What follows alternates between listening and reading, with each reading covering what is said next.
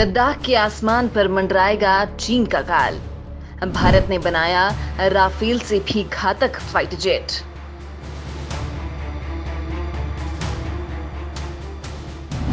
स्वदेशी एएमसीए पर आ चुकी है सबसे बड़ी खबर। अब विदेशों से नहीं, भारत बनेगा फाइटर जेट्स की फैक्ट्री। बिल्कुल ठीक सुन रहे हैं दोस्तों, आखिर वो खबर आ चुकी है जो आपको बाग बाग कर देगी, क्योंकि भारत ने 5वीं और 6ठी पीढ़ी के फाइटर जेट की पहली सीढ़ी चढ़ ली है, और वो भी अपने दम पर, यानी स्वदेशी ताकत के दम पर भारत ने ये कामयाबी हासिल की है और इसने चीन और पाकिस्तान जैसे दुश्मनों की नींद हराम कर दी है। भारत एयर डिफेंस के क्षेत्र में एएमसीए यानी एमका प्रोजेक्ट पर लंबे वक्त से काम कर रहा था। एमका यानी एडवांस मीडियम कॉम्बैट एयरक्राफ्ट। ये हवा में उड़ता ऐसा हथियार है जिसे ना तो दुश्मन के रडार देख पाएंगे, ना तो इसका तोड़ चीन और पाकिस्तान के JF-17 और J-20 के पास होगा। आलम यह है कि 5वीं पीढ़ी के विमानों के तौर पर विकसित किया तेजस मार्क 1 ही दुश्मनों के होश उड़ा चुका है। किसी भी मौसम में दुश्मन को छठी का दूध याद दिला सकने वाला तेजस मात्र 14 मिनट में ही अपने पड़ोसी दुश्मन देशों को तबाह कर सकता है। इसकी सबसे बड़ी खासियत ये है कि कम ऊंचाई पर उड़कर ये दुश्मन पर नजदीक से सटीक निशाना लगाने में काफी माहिर है। लेकिन स्वदेशी बताया जा रहा तेजस भी पूरी तरह से स्वदेशी नहीं है। तेजस के इंजन को छोड़कर बाकी का हिस्सा भारत में इजाद और भारत का ही बना हुआ है। बस इसमें लगा हुआ इंजन अमेरिकी कंपनी का बनाया हुआ है। आप सोच रहे होंगे कि जब भारत ने सब कुछ बना लिया तो फिर इंजन ही क्यों विदेशी लगाया, वो भी भारत में ही बन जाना चाहिए था। तो इसका जवाब है कि भारत ने सब कुछ तो बना लिया, लेकिन वो ऐसा इंजन नहीं बना पाया जो 5th जेन के जेट्स में जान फूंक सके। यहाँ पर एक बात बेहद आश्चर्य करने वाली है, वो ये कि जब भारत अंतरिक्ष में पहुंचने वाले रॉकेट्स बना चुका है, हाइपरसोनिक मिसाइलें जिनकी रफ्तार 14,000 किलोमीटर प्रति घंटे तक पहुंच जाती है, वो भी बना चुका है, तो फिर आखिर 5th जेन का जेट इंजन क्यों नहीं बन सका? वो भी तब जब आज से करीब 60 साल पहले ही, यानी 1962 में भारत के पास खुद का फाइटर जेट था, जो उस जमाने में दूसरे देशों के मुकाबले बहुत एडवांस्ड था। लेकिन 60 साल बीतने के बाद हमारे पास दुनिया का सबसे एडवांस्ड फाइटर प्लेन क्यों नहीं है? और तो और हम एक अदद 5th जेन इंजन बनाने के लिए क्यों जूझ रहे हैं? इसका संभावित जवाब है साजिश। जी हाँ, विदेशी मुल्कों की साजिश।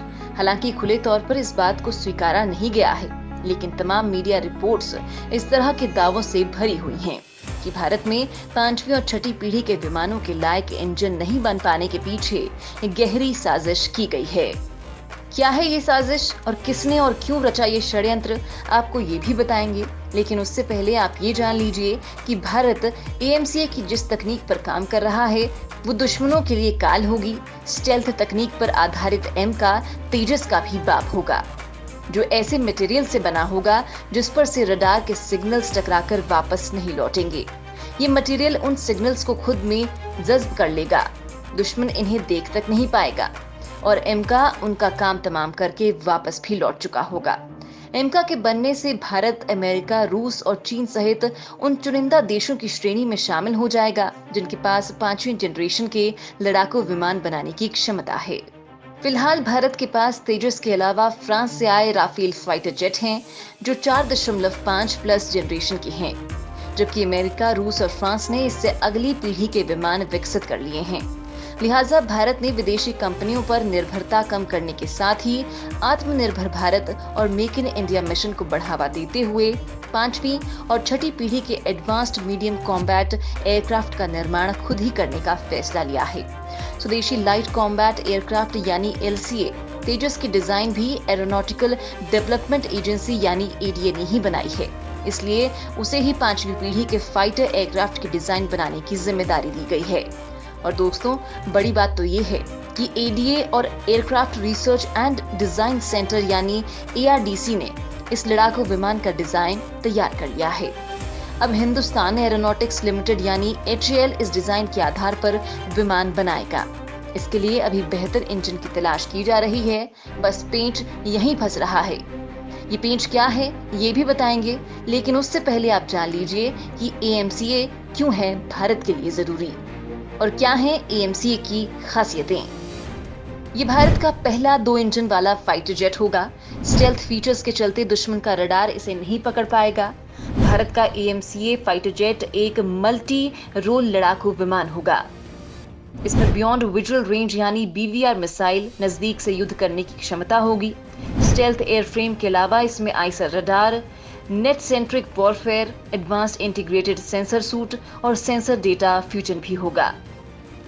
एरोनॉटिकल डेवलपमेंट एजेंसी ने एमका जेट के पायलट्स ट्रेनिंग के लिए सिमुलेटर भी तैयार किया है, जिस पर एएमसीए के पायलट्स की ट्रेनिंग कराई जाएगी। किसी भी फाइटर जेट, हेलीकॉप्टर या फिर एयरक्राफ्ट को उड़ाने से पहले पायलट इन्हीं स्टिमुलेटर्स पर ट्रेनिंग लेते हैं और इन यानों की तमाम मशीनरी इनको चलाने के अनुभव और खतरों को भांपते हैं, ताकि वास्तविक उड़ान के दौरान ऐसा कुछ न हो जिससे उनका सामना पहली बार हो रहा हो और जो किसी हादसे का कारण बन जाए।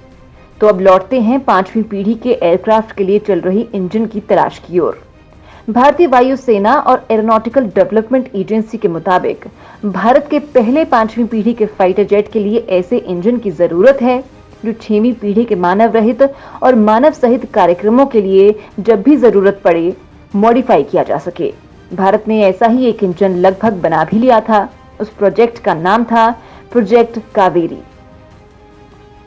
भारत ने 1983 में लाइट कॉम्बैट एयरक्राफ्ट प्रोजेक्ट को मंजूरी दी थी, ताकि 60 के दशक में वायुसेना में शामिल किए गए पुराने पड़ चुके मिग-21 सीरीज के विमानों को 1990 तक धीरे धीरे हटाया जा सके।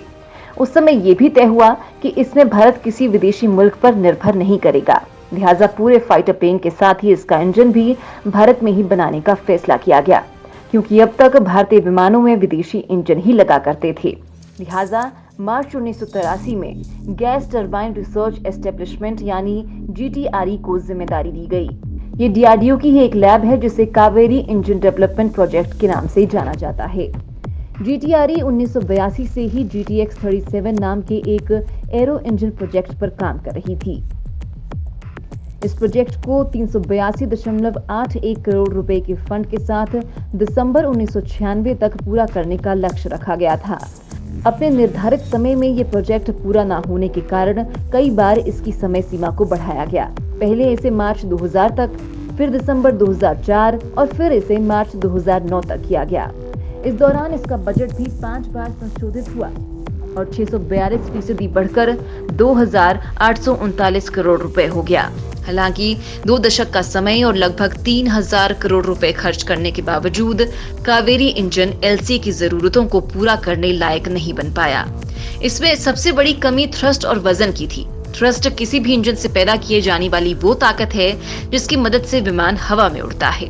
इसे मापने की इकाई न्यूटन है। कावेरी इंजन से 70 नॉट थ्रस्ट मिलती है, जबकि एलसीए को 81 नॉट थ्रस्ट की जरूरत होती है। इसलिए कावेरी इंजन को तेजस प्रोजेक्ट से अलग किया गया और उसकी जगह अमेरिकी इंजन लगाने का निर्णय लिया गया। दिग्गज अमेरिकी कंपनी जनरल इलेक्ट्रिक एविएशन से भारत ने तेजस के लिए इंजन खरीदे। भारत के लिए, और अगर ठीक से कहें तो डीआरडीओ के लिए ये शर्मिंदगी वाली बात थी कि कावेरी गैस टरबाइन लड़ाकू विमान और मानव रहित विमान को शक्ति देने में नाकाम साबित रहा था। लिहाजा 2014 में ये योजना ठप हो गई। ये वही दौर था जब भारत फ्रांस की दसा कंपनी के साथ 36 राफेल विमान के करार पर आगे बढ़ रही थी।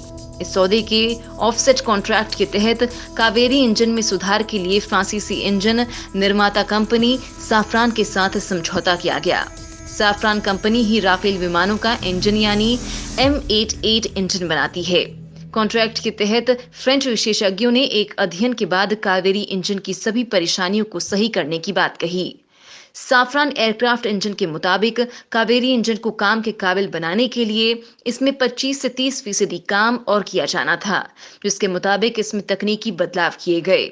बाद में इसकी टेस्टिंग की गई और कावेरी इंजन 81 नॉट का थ्रस्ट पैदा करने में कामयाब हो गए। मतलब 35 साल से ज्यादा लंबे इंतजार के बाद भारत ने फ्रांस की मदद से इस इंजन को तैयार कर लिया और माना जा रहा है कि भारत जिन 5वीं प्लस पीढ़ी के विमानों को बनाने की तैयारी कर रहा है, उनमें यही इंजन लगेगा। फ्रांसीसी कंपनी सफ्रान ने हाल ही में भारत के साथ आगे भी टेक्नोलॉजी ट्रांसफर को लेकर बात की है, ताकि भारत में एडवांस्ड इंडिजिनस इंजन्स बन सकें। सरकारी प्रोत्साहन और बजट के साथ ही विदेशी तकनीकी सहयोग के बाद अब भारत उस स्टेज पर पहुंच गया है जहां से वो पांचवी पीढ़ी से भी उन्नत फाइटर प्लेन्स बना सकता है। भारत अब फिफ्थ प्लस जनरेशन का जेट एमका बनाने जा रहा है। एमका 2024 तक सामने आ सकता है और इसकी पहली फ्लाइट के लिए साल 2025 तक की डेडलाइन तय की गई है। ये भी तय हो चुका है कि इसमें भारत में ही बनाया गया कावेरी इंजन इस्तेमाल किया जाएगा। एयरफोर्स ने 40 तेजस मैक 1 फाइटर जेट्स की डील की थी, जिसमें 16 जेट्स उसे मिल चुके हैं। अब वायुसेना 83 तेजस मैक 1 ए प्लेन लेने वाली है। ये 3 साल में उसे मिलने लग जाएंगे। इस फाइटर जेट के बारे में कहा जाता था कि इसकी तकनीक अपने समय से बहुत आगे थी, लेकिन अफसोस भारत इसकी तकनीक को अपग्रेड नहीं कर सका। ये विमान 1 मैक यानी साउंड की स्पीड से उड़ान भरता था, लेकिन इसका जवाब किसी के पास नहीं है कि इसे 60 साल में अपग्रेड क्यों नहीं किया जा सका। ये तो गनीमत रही कि 3000 करोड़ की लागत वाले कावेरी प्रोजेक्ट को फ्रांस की मदद से पूरा किया गया, जिसके बाद अब इसे पांचवी पीढ़ी के फाइटर प्लेन की रफ्तार बढ़ाई जाएगी। वैसे सोचने वाली बात है कि एक तरफ HAL और DRDO 3 साल तक इस पर रिसर्च करते रहे, वहीं दूसरी तरफ इसरो ने GSLV मैक 3 इंजन तक बना लिए, जो बेहद कॉम्प्लेक्स होता है और भारी से भारी उपग्रहों को अंतरिक्ष में ले जा सकता है। इसरो भी तमाम मुश्किलों और रोड़ों के बाद 20 साल की मेहनत के बाद स्वदेशी क्रायोजेनिक इंजन बना पाया था। इसके पीछे नाबी नारायण जैसे वैज्ञानिकों के साथ हुई वारदातों का हाथ शर्तिया है। सिर्फ नारायण ही नहीं, देश के कई परमाणु, डिफेंस और स्पेस रिसर्च से जुड़े वैज्ञानिक भी विदेशी साजिशों के शिकार हो चुके हैं, जिसके चलते प्रोजेक्ट लेट होते रहे।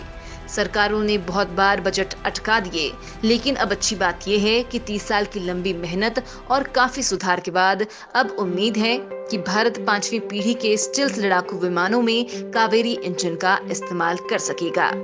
लेकिन सालों का ये लंबा इंतजार भारत को काफी भारी पड़ा है। अगर कावेरी जैसा इंजन समय से तैयार हो गया होता तो आज भारत के पास पांचवी पीढ़ी के विमान होते, और ऐसे हालात में चीन और पाकिस्तान जैसे देश भारत को आंख दिखाने से पहले 10 बार सोचते। खैर, अब भारत का तेजस अपना तेज दिखा रहा है और बहुत जल्द AMCA भी हिंदुस्तान की हिफाजत के लिए सामने आ जाएगा।